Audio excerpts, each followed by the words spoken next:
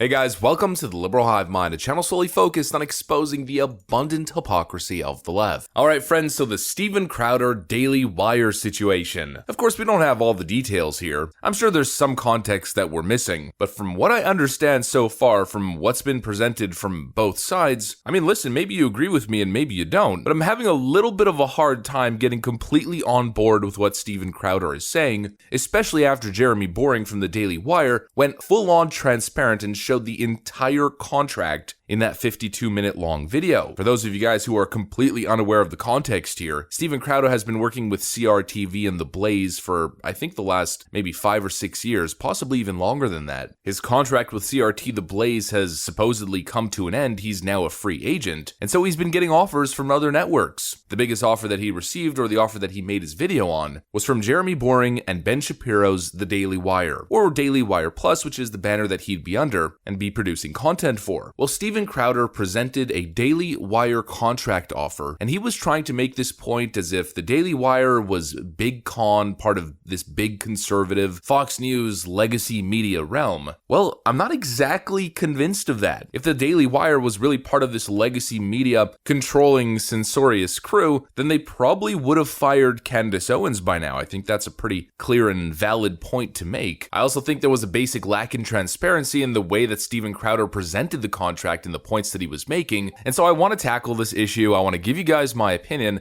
and I want to try to be as neutral as possible. I know those who are very fond of Steven Crowder are going to go to his defense absolutely, and those who are very fond of the Daily Wire and maybe don't like Steven Crowder are going to do the opposite. I just want to view this from a totally neutral business perspective. Was the deal good? People being honest? And are there any other factors at play here? I'll give you guys my opinion. We got some stuff to get into, so let's roll the tape. Alright, so firstly, let's talk about transparency as I just mentioned. I think the way that Steven Crowder presented the contract wasn't exactly fair to the viewer. I mean, firstly, he refused to name who the contract was from. And to be honest, making that kind of video, I think he should have immediately said, here's a contract I got from the Daily Wire. It was plainly obvious. Most people guessed almost immediately that it was the Daily Wire, but it was the first part where there was a lack of transparency. Then he went into this part where certain portions of his pay would be docked. I think it was something like $100,000 per episode missed. And again, I think it wasn't exactly fair the way that he represented those numbers, because it's hard to analyze that individual number. I mean, $100,000 seems like a lot, but as we learned later with the Daily Wire's presentation on the issue, where they said Jeremy Boring releasing a 52-minute video where he went through the entire contract, they offered him $50 million on a 4-year term,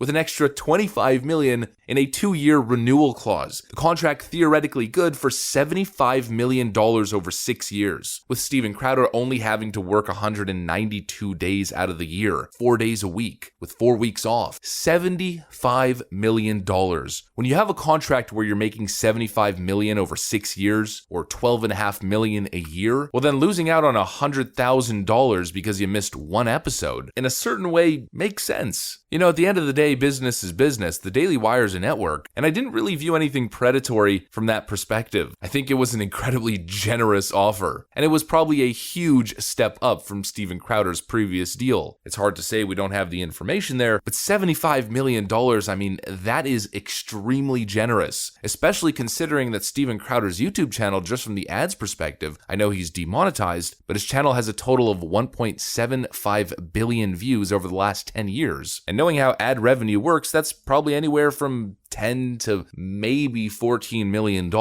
It can vary, of course, because Steven Crowder does long-form content, but at the same time, he also does short-form content. There's also his Crowder Bits channel with 445 million views. Let's call that maybe 3 to maybe the high $3 million generated. So over the last 10 years on YouTube, just from ad revenue, even though he's currently demonetized, he's made less than $20 million.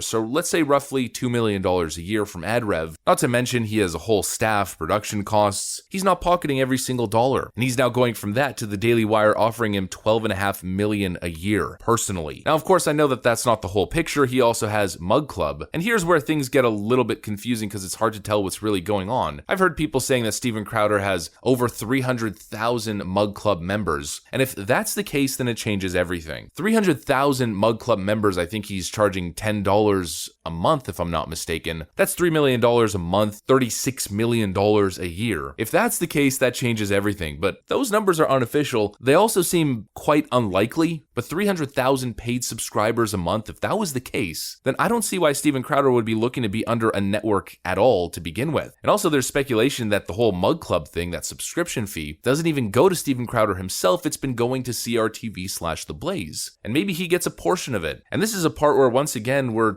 totally missing context. Maybe the deal wasn't fair. Maybe Steven Crowder is clearing over $30 million a year, and this $12.5 million offer from the Daily Wire is just uninteresting to him. That's a possibility. You know, if Steven's going to go to the Daily Wire and he's going to totally sacrifice Mug Club, and he's going to bring over all of those subscribers now to the Daily Wire Plus, I'm sure there's some overlap there in terms of subscribers, but anyways, if he's bringing them like $20-30 million a year, for instance, in extra subscription fees, well then that's where this part maybe doesn't make sense and is a little bit unfair to him. The whole issue on content strikes, ad drops, or potential bans, where if he gets videos demonetized, he gets docked pay. If his platform gets demonetized, he then loses a good chunk of the money that he's guaranteed in his contract. If he gets banned on any other platform, he loses 10 to 20% depending on the platform. If 95% of the money that Steven Crowder is bringing in is directly from Mug Club or subscribers, I mean, he's already demonetized on YouTube, so this part of the contract made no sense to begin with. And I think Steven Crowder is right. They probably just sent him a basic contract that they send everybody. The fact that they didn't know that he was already demonetized is a little bit weird, to say the least. I mean, it seems like the whole internet knows that. Well, in this portion, I think business-wise doesn't make sense or wouldn't make sense for Steven Crowder. But what everyone's talking about when it comes to this part of the contract itself is the point that Steven Crowder was trying to make here, that the Daily Wire is part of Big Con,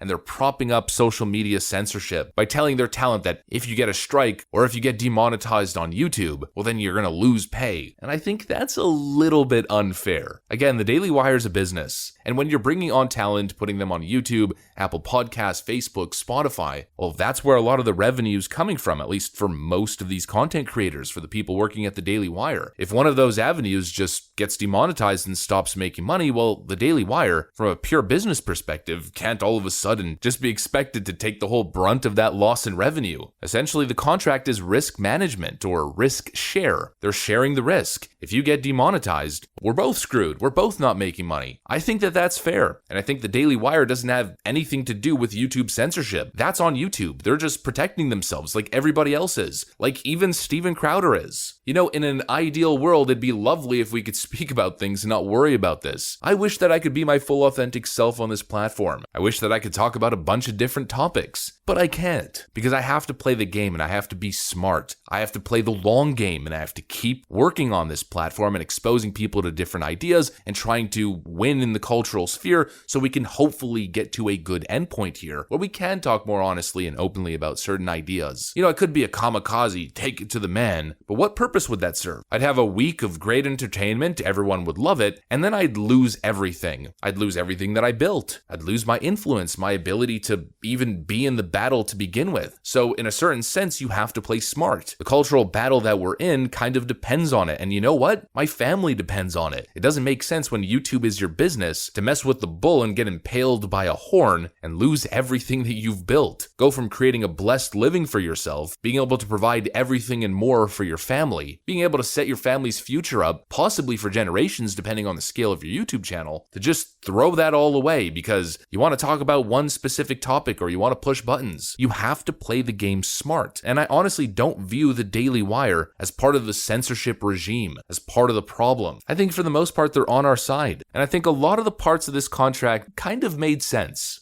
And of course, they were totally supporting Steven Crowder's uncensored 30-minute paywall show where he could have said anything he wanted. You can't do that on YouTube because YouTube is YouTube. Google is the most powerful entity pretty much in the damn world. And it's a David versus Goliath situation. We are all at the behest of these giant tech firms, whether we like it or not. And we can only expect to make change over long periods of time by playing the game smart. And so I don't think that what the Daily Wire presented to Steven Crowder was totally unreasonable in terms of the risk share portion. Now, could it have been reworked? Could Steven Crowder have gone and said, you know what, I have issues with all these different parts of the contract and I want it all changed, or let's get to the negotiation table? Absolutely. And here's where another interesting point comes to mind. Maybe he didn't want to do that. Maybe he had no interest in going to the Daily Wire. Maybe he's playing a 4D chess move. He no longer has Mug Club, from what we understand. I think that was in possession of the Blaze. He wants Mug Club clearly for himself, and maybe his intention was to use this whole thing to make a marketing play, to say, look at this terrible contract that these companies are presenting me with. They want to control my speech, they want to own my content. A lot of people also seem to have issues with the fact that the Daily Wire would be owning his IP, but that's just how these contracts work. I mean, what is the Daily Wire doing? Essentially, the Daily Wire is buying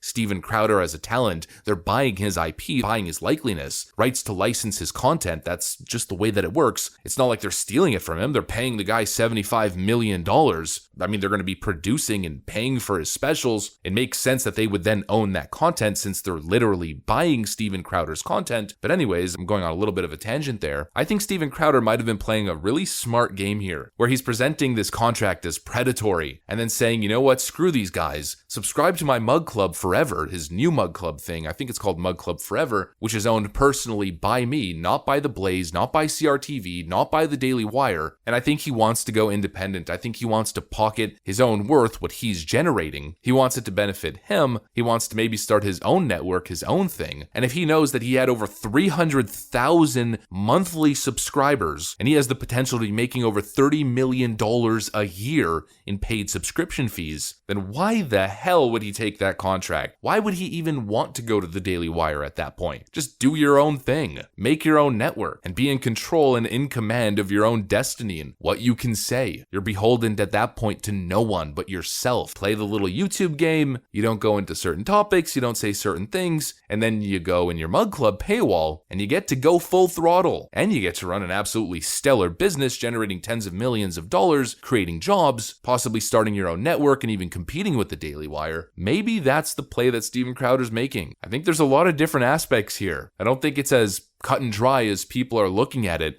as one person is right and the other person is wrong. I think there's maybe right and wrong on both sides, and probably more to the story than we understand. When you're talking about deals worth tens of millions of dollars, generally we're not privy to all of the information. And clearly, if they're offering that to Steven Crowder, well, they're definitely not trying to just buy his ad revenue, because his ad revenue doesn't even come close to $75 million. And trust me, I know that absolutely. I know how ad revenue works. And don't go to my About section trying to figure out all the details behind the scenes over here because I've deleted like all of my videos from the past. That information is private, but anyways, I don't view either side as the enemy. I like Steven Crowder. I like the content and the fight that the Daily Wire represents, the idea of a parallel economy, the hard-hitting documentary pieces that they make. Is Steven Crowder perfect? No. Is the Daily Wire perfect? No. But at the end of the day, they're both allies. I don't view them like Fox News. I don't view them as controlled opposition. And I honestly, genuinely hope that the Daily Wire continues to grow and that Steven Crowder gets his just due, and that he makes whatever move benefits him and the people around him the most. And if that's going solo and making tens of millions of dollars, then all the power to you, brother. If you know that you could be making that kind of money, then yeah, screw that Daily Wire deal. Own your own content, own your own paywall, work on your own schedule, do whatever you want, and make an absolute metric F-ton while doing it. As long as, of course, the authoritarian YouTube overlords allow that to happen. That's what I got for you guys, though. Hopefully you enjoyed it. If you did, make sure to leave a like and possibly subscribe to the channel. I'm gonna get out of here. Thanks for watching, and I'll see you on the next one.